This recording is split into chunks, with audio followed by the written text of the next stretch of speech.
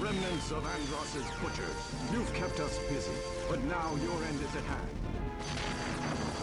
No quarter! Show these dogs we mean business! All ships, battle formation V. Break through the center. The Cornerian fleet has broken through our front lines. They're everywhere. Think you're tough, eh? In that case, it's secret weapon time! Stealth Squadron, open fire!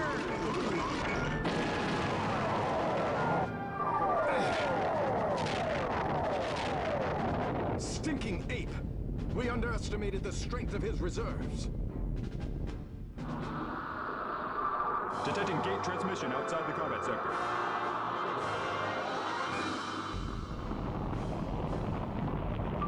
Great Fox? Command! It's Starfox team!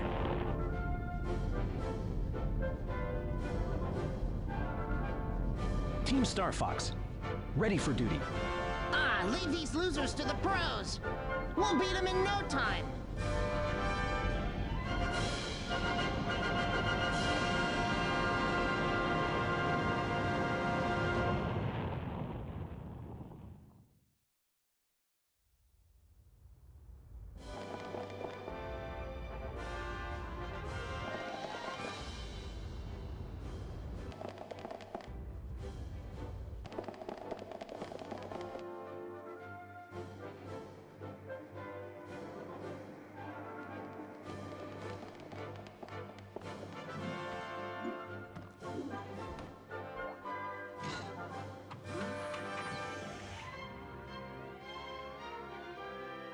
Communications line, green.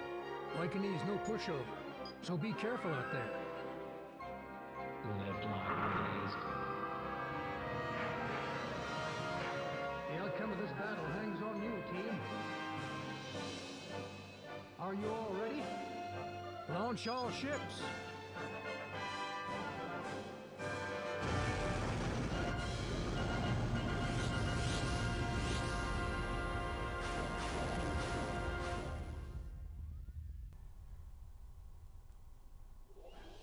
That's right, all you gamers, YouTubers, and roughnecks out there. It is Throwback Thursday, and I felt, you know what, I've been talking about it ever since the beginning, ever since I started recording all these videos. I've been wanting to do some old school games, and I recently, I didn't discover, but I realized, you know what, I have a Wii still packed up in my closet somewhere, so I pulled it out, whipped out a GameCube game. This is, it was either this one, or I was trying to find a Legend of Zelda one. The only ones that I could find were the Wind Waker and what was the other one? Starfox Adventures. And with those ones, I definitely want to do some kind of like a walkthrough gameplay or some of some kind. But this one, you can go mission by mission and do it just kind of little 10-minute segments. So I was happy that I found this. God, my as you can see me bumping around and missing a few shots with a couple of the ships. My aim is just horrible. I'm still getting used to the controls, but this was a lot of fun just to kind of fly around. And the I played a little bit after this, and in the next missions you actually go on the ground mission and use the Land Rover and the battle tanks. You have a little what is it, like a Gatling gun, a machine gun, and a couple other weapons that you can pick up when you're on foot as Fox. God, this is just a nice change of pace. Usually it's Call of Duty all the time and Battlefield. Dust, I don't know about Dust anymore. Like Dust, they've changed their format a little bit. There's been a couple upgrades ever since I downloaded it, and everybody that I see that I play with online, they just they have so many more powerful weapons than I am. Now it's a free download and everything, but you have to pay in order to get special weapons and upgrades and everything, and I'm not willing to do that. I just, you know, if it was a matter of building XP, getting money through the system, I'd have no problem with that. But it is what it is. You know, it's okay for right now, but yeah, it's kind of frustrating when everybody on the opposing team has a more powerful gun than you, to where it just affects everything that you do. But anyway, it's all about Starfox today. And one of the other reasons why I picked this is because I have had that song "What does the fox say?" stuck in my head, and the parody that keeps playing in my mind is "What would Fox say?" in the Starfox. So yeah. Anyway, so a little ties in a little bit to there. But anyway, as you know, it's Throwback Thursday, and God, as I've put in September, I talked about how it was. This time of the month or this time of the year. It's always about reminiscing and going over past instances and just nothing. I mean, November seems like the biggest time for nostalgia because there's a lot of schools that are doing their little various programs, and I just remember being a part of it. This was the busiest time of the year. When I was in the drumline, we were just traveling everywhere, and right now, actually, well, not this particular date, but 2 days ago, November 3rd, November 6th, and November 3rd, November 4th, and November 6th. Those were the 3 days that were like one of the biggest competitions. And then also there was November 18th, 19th, and the 21st. Those are the championships that we always had, and they just always stick out in my mind because we were the shit. Like, I'm not trying to be all conceited about and arrogant, but that's how we rolled. We just, no matter what, state titles, we won them 3 years in a row, and it was just those are those memories I'm always gonna hold on to, just because it was a great time. It was, and of course it doesn't hurt with the fact that I had a girlfriend and had a lot of friends to share the experience with. So, but yeah, it was just November. I definitely remember those days, especially as I see high school kids coming through my work. They're always wearing their school jackets and just, yeah. I talk with them every now and again, and it's just like, hey, what school do you represent? What's your theme this year? How's the drumline? The drumline's always my biggest focus, so I always ask how their drumline's doing and whatnot, and it brings me back to those days. I miss traveling. I miss more than anything being part of a unit, and more than that, being part of a unit that was like a family, because we were. I think I mentioned this before. Our teacher had always talked about how we were just the closest as far as kind of intimate group that he's ever worked with, and we were all friends, whether it be on the field or off the field. We were together, watching movies, hanging out. Some of us got into experimentation with some doobies and whatnot, but that's what we did. We just spent every moments, all of our moments together, and it was just the greatest time. There was one guy, his name was Brandon. He was like the comedian. There was nothing he couldn't say that wouldn't make anybody laugh. Everything he said was just comedic gold. A couple other people. There was those that were like I was really serious about it. Like, I knew how to have fun, and whenever I was put on the spot about it, people, I would have fun with a lot of them. But I took music the most serious, and I absolutely, that was my time. That was my time period. And they always say, not to live in the past, but God, that was when you enjoy a part of your history as much as I do, especially with the drumline and everything. It's like, how can you let it go? How can you just like not kind of revel in it a little bit and just reminisce and miss it and just kind of let it consume you on these nights that you have to just kind of contemplate and go over those memories. So yeah, so like a couple nights ago I was just remembering that what is it? It's like 11 years ago now.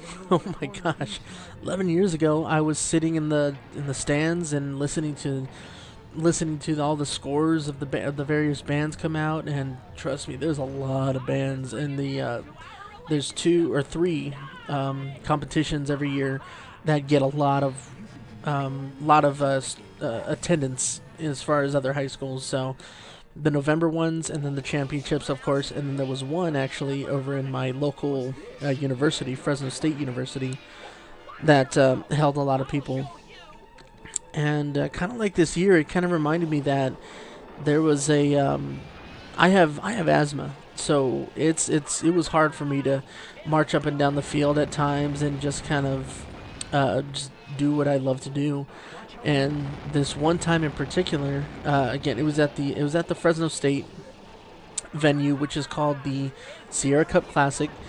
And in the middle of the performance, I just remember right after the first movement, which is like 2 minutes long, I looked over at my my section leader, who was to my right, and I was just like, I can't make it. And I was so out of breath, just I don't think I can make it. And he just kind of like looked at me like, we're at a halt right now. We're not supposed to move, so don't move. Like, whatever you do.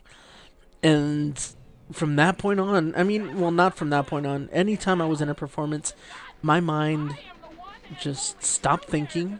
I was totally unaware of anything around me except whatever muscle memory that I had going on.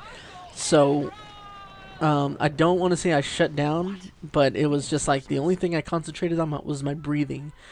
And everything else around me, whether it be my playing, my marching, my technique and sound, and all of that, it was just muscle memory.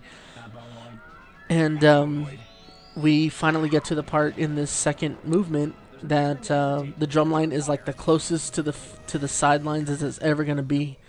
And I kind of shout out to my section leader. I was like, I gotta bail. And I just walked to the sideline. And what they do in those, whenever somebody's missing, it's called closing the gap. So the hole that I had placed, the two drummers on the outside, the section leader to my right and the person to my left, they had to scoot in like an inch or two, and then everybody else followed in there accordingly. And yes, and I just stood on the sideline, just out of breath. I had my inhaler inside of my stick bag, but you know what? I remember I didn't even want to touch it. I just wanted to like kind of gain my composure and do it myself. So I didn't even reach for my inhaler, but I just remember just standing there for the remainder of the last 5 minutes or whatever of the performance, and it was a horrible experience. I mean, I still liked it. I don't know why. I don't even want to know why I'm saying that I liked it, because it was such a horrible experience, me having to stop doing what I love to do, and kind of just be sidelined because of this, this illness that I have partial control of. And but at the same time, I was just like kind of watching my group, like, man, we're still tearing it up, and I just, again, I still love being a part of that. Whether I was fit enough to compete or not, it was still all of it was just an amazing experience. But yeah, and I remember as I'm standing on the sideline, I see over all the parents that used to help us out with everything. They see me and they're running down the stairs like, oh my god, let's get him. And I just kind of put in my hand like, I'm okay. Just, all right, don't worry about it. And I ended up catching a ride because there's this thing called, it's like a heart, I want to say they just call it the hill, but it's more like Heart Attack Hill, because that thing is steep, it's long, and it just works your leg muscles, it works everything as you're trying to walk up this ramp out of the stadium. But, ooh, man. Yeah, anyway, I still, no matter what, I wouldn't take that experience away because I still had fun. It was still a good night. We ended up winning. Actually, I think we placed second that night, and I never felt more guiltier because I thought it was all my fault. Like, I shouldn't have moved. I shouldn't have left my team. I shouldn't have walked off like that. And that's just the way I was with drumline. I would rather die on the field than, try to fight for my life and possibly make it on the sideline. I just wanted to help out any way I could, by any means necessary. But anyway, I've completed the mission. There's a little bit of the storyline about how they need to grab some kind of memory or whatever. Anyway, this is the end of it. Just wanted to say thank you guys for watching. Hope and appreciate all your love and support out there. Leave a thumbs up if you liked it. Subscribe if you're new. If you like Starfox, let me know in the comments below. I'll keep putting up missions like this, or I'll throw up some other GameCube. But anyway, talk to you guys later. Peace.